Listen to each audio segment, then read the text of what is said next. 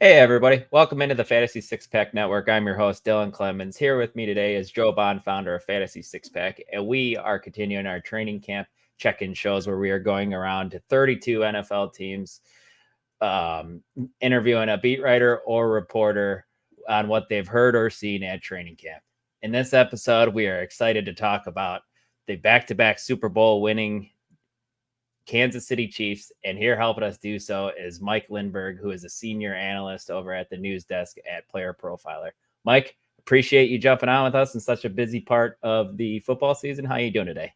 I'm doing awesome. I just actually got back from the Fantasy Football Expo this weekend, which was a Ooh. blast. If you haven't been down, I highly encourage anybody to go down, whether you're an avid fan or an analyst yourself.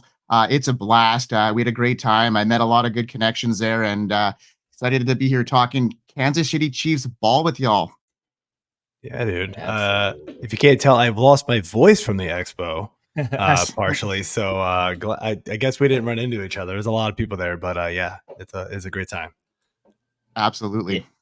Yeah, definitely upset I missed it this year. Before we jump into the interview, I want to remind everybody, please hit that like button. Please subscribe to the channel if you haven't done so already.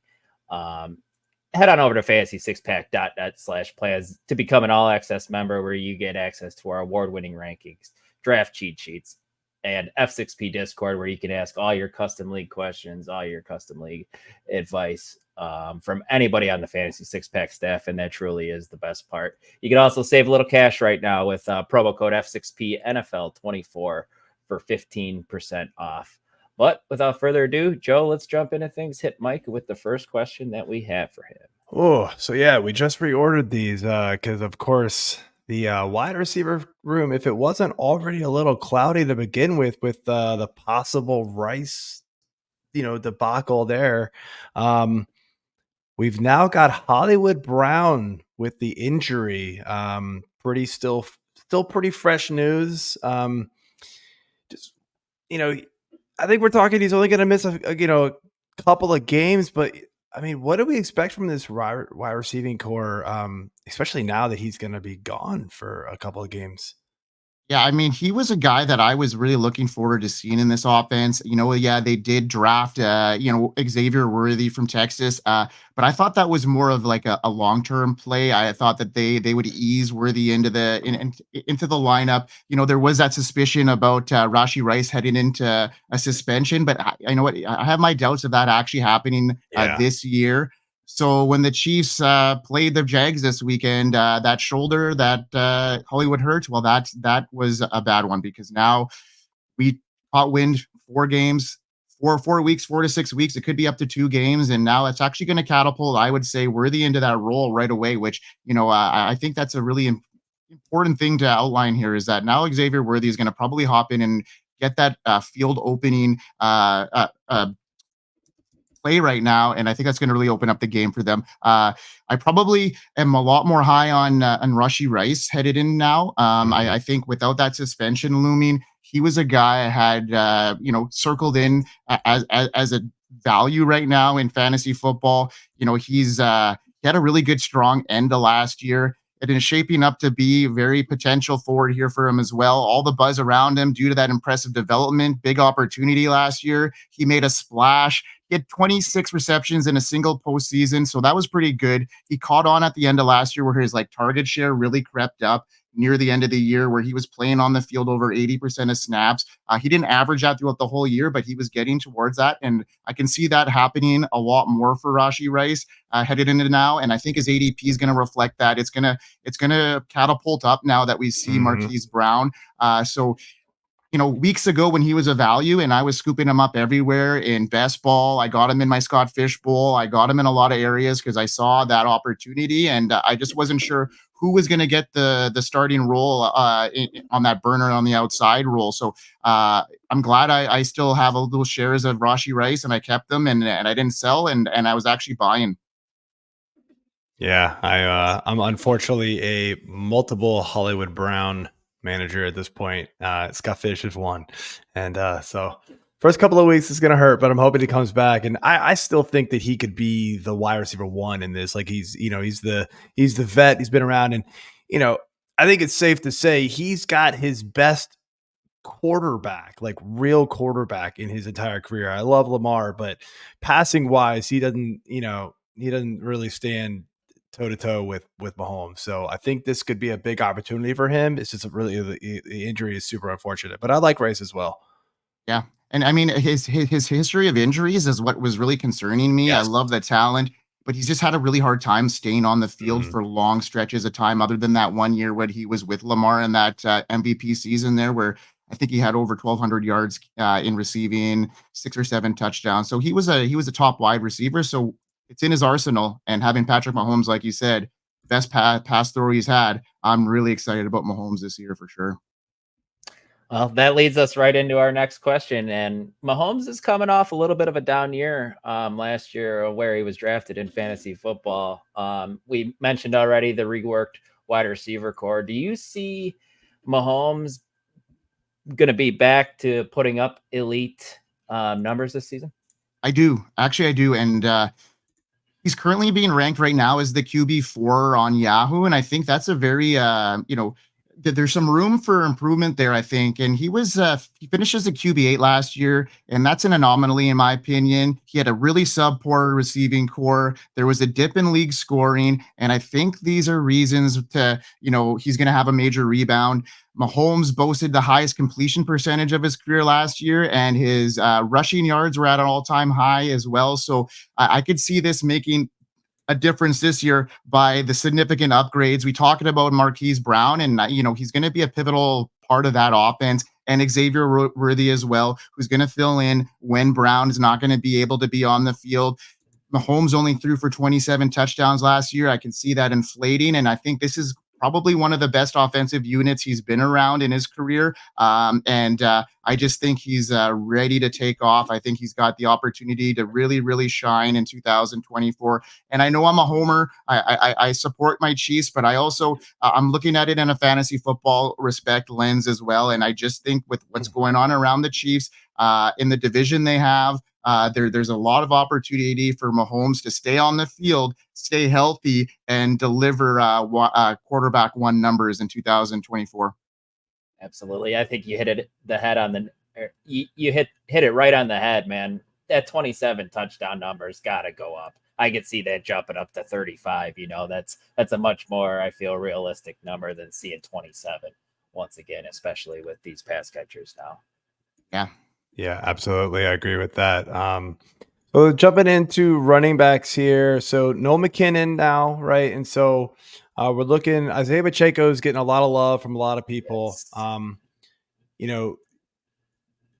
Do you see anybody else even remotely competing with Pacheco this season? I mean, CEH is still there.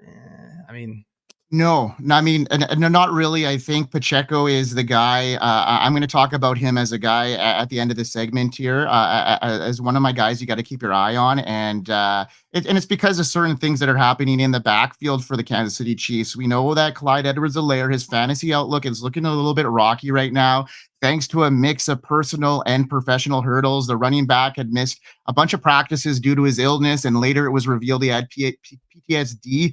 So that's inducing some vomiting. So it understands why his career path has led to where it is now, and maybe he's been a bit of a disappointment, and he's fighting that behind the scenes, and he's fighting behind Isiah Pacheco. But he's sharing reps right now in preseason with Deneric Prince and former rugby star Louis Rees-Zammit. So both these guys are competing for special teams roles.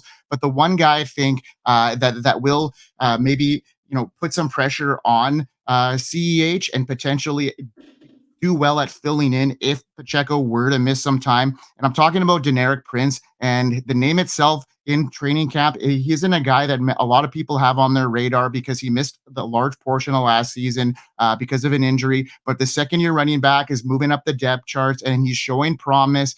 Prince has he could secure a significant role. He's had solid performance in workouts in early camp, and I think he's set to make an impact this year. He had a strong background. He rushed for 1,700 yards, 14 touchdowns at Tulsa, which fits well with the Chiefs' offensive style. So the Chiefs like him. They like the way he runs. So he's looking to make the team right now as the third running back. But if he continues to perform well, he could catapult ahead of Clyde Edwards-Helaire in that rotation. And you never know at that stage if an injury were to happen to Isiah Pacheco, who I'm really high on headed into this year.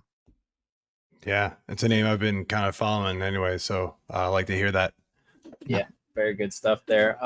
Looking at the last star of this offense, and that's Mr. Travis Kelce. He's coming off a little bit of a down year, even though he was still first in fantasy points per game, but we saw that number take a dip as he dealt with injuries last year. Do you think that we're kind of going to see that as the normal thing for the rest of Kelce's career? Or do you see him bouncing back to where when he was elite? Well, I think it's a little bit of both, because Travis Kelce is still an elite fantasy football asset. But the thing about the landscape right now in tight ends is we're seeing that it's elevating. We see the emergence of like Sam Laporta last year, Trey McBride. We're hearing rumblings of Dalton Kincaid that's going to potentially be the number one target in Buffalo. So you're seeing these names emerge as well. You got Evan Ingram, who had 143 targets last year, who you can't discount that as well. So, and Mark Andrews coming back. I know he got into a car accident roughly a couple of minutes ago, but it sounds like he's okay. So we've got a lot of names floating in the top tier. So I don't think Kelce is ever going to return to his elite form where he's, the bona fide number one by like 3 or 4 fantasy points per week, but he still has that elite upside, showing last year where he was finishing as the top tight end for fantasy points per game. He did miss 2 games. They decided to rest him. And that means he was shy of that 1,000-yard mark for the first time since 2015. But despite missing those games, like I said, 14.6 fantasy points per game. No one else competed with that. And his partnership with Patrick Mahomes, it remains potent, and it's going to be a fantasy asset. If I think that Mahomes is going to be a number one quarterback, well, that's going to directly reflect on Travis Kelce. And he's being selected right now between tight end 2, tight end 3 around, which I think is a good value for somebody that has shown year after year he can be there. I'd sooner take him over a guy like Sam Laporta coming in. I think that he's going to have a hard time repeating 10 touchdowns. That's not a sticky stat. So what is a sticky stat is 10 years of production and, being connected with a top end quarterback like Patrick Mahomes. So I'm looking for him to reclaim his title as the top tight end in 2024. And with this Marquise Brown injury, I think it's going to make the Chiefs need to use him earlier in the season than they wanted to in more of a role than they needed to. Because last year, I'm sure you guys noticed that they were kind of, nursing him a little bit, especially in the middle part of the season. And I think that's going to still be the case. The Chiefs are going to be able to go into the playoffs, and they know they can win on the road. They did it this year. So I don't think first place is their ultimate goal. It's getting into the playoffs healthy and winning a Super Bowl. So I think what really helps Travis Kelce's situation is the Marquise Brown injury and having to bring along these younger wide receivers as well. So that's my take there. Yeah, man, I couldn't agree more about Kelce over Laporta. Got a little flack for that early on, but I think it's starting to become a little bit more of a popular opinion now. So glad to hear that you agree with that. So, all right. The way we've been ending each one of these is by asking the person close to the team here, who is a player that you think is going to surprise people, good or bad, that fantasy managers need to pay attention to that they might not be right now? Well, I mean, there's a couple guys I've got circled now. I mean, earlier I was fading Xavier Worthy quite hard because of that opportunity with Marquise Brown. I talked about it in depth earlier in the show. Like now I'm starting to come around a little bit more because of that opportunity. But everything's set in stone really in the Chiefs offense, in my opinion. Like, I mean, you got your staple in Kelce. Rashee Rice is there. He's not an uncovered gem at this stage of the game. So the guy that I'm looking at and guys that, people aren't, having a whole lot of confidence in, they're fading him a little bit compared to some of these other guys. And I'm talking about Isiah Pacheco, and I would be taking him over guys like Kyren Williams, who I think is coming off a season where, he's it's going to be hard for him to retain what he's doing. Sean McVay is not in bed with anybody, as we know, with that running back position. And they pretty much drafted a better version of Kyren Williams and invested more draft capital. And we all know the Rams don't have a whole lot of draft capital to go around. So I think that Kyren Williams is gonna come down. Isiah Pacheco, after last year, is a guy that I'm really high on. He led the Chiefs rushing attack. He almost had 1,000 yards, 7 touchdowns. He missed some time as well. He still finished as a mid-tier RB2, finishing as RB14, and he missed a couple games. He's stepping in, and Jerick McKinnon's gone. So we talked about that. There is some uncertainty as the backup. Who is the backup there? So that tells me that there's going to be a lot more opportunity where Pacheco can average over 20 touches per game. I think he could be a solid ground force in games where the Chiefs are ahead, and they're going to be ahead a lot. If you look at that division, talk about the Broncos, they play them twice. The Chargers are a complete disaster right now, I'm thinking, because of, there's a lot of systematic things that they have to change there. They didn't invest in their offense very much. Their defense is going to have some growing pains. So I think that Pacheco is going to be in some game scripts where he's going to be relied on heavily in the second half, where those 100-yard games creep up, where they're going to be in scoring position, where they may not want to use Travis Kelce as much in the red zone, where they're going to use Isiah Pacheco. So I'm gearing up for him to have another thrilling season. Expect him to deliver every week in an offense that's designed for excitement. He's not just a reliable pick for fantasy teams. He's going to be the driving force. So I love Pacheco this year. I love the Chiefs offense. And, I think they got a really good shot of three-peating here. I know everybody's going to be on them, and they're the team to beat, but they've only made improvements. They signed Chris Jones long-term. Yes, they lost L'Jarius Sneed, but I think what I've seen in camp, they're going to be able to Spags is going to be able to get a guy into those positions. And my biggest worry with them is their linebacking core, and they've been exposed in the past there, but we'll see what happens. All right. I like it, man. I like it a lot. I keep moving him up my board just ever so slightly. So we will have to see if we are right there. I did snag him in King's Classic this weekend in my auction draft for I forget how much I got him for, like $35, $36. So I thought it was a pretty nice value. So yeah, I'm hoping. So good stuff, man. All right. Well, that's it for the show. I want to thank you for coming on. This was great information. Before we close things out, though, let everybody know where they can find you and what you got going on this season. Yeah, absolutely. So you can find me on X at FFCanuck99. I do work for Fantasy Football Advice Network, so I helped manage the content there, and we have a show called the Fantasy Forecast. So you can see us on there. I do work, like you mentioned, for Player Profiler on the news desk. I have a couple shows on their network as well. Primetime show, Player Profiler News Today, and then also I work for the Undroppables, and I kind of manage the Uncovered series there, where it's team specific stuff. So you can find my Chiefs Uncovered show there, and I help get everybody off the ground and produce their awesome content for the Undroppables. Yeah, great stuff, man. Great stuff. All right, well, again, thanks for coming on, and hopefully we can do it again soon. Absolutely, guys. I appreciate you having me on. All right, thank you. Thanks, Mike. Have a good one. Take care.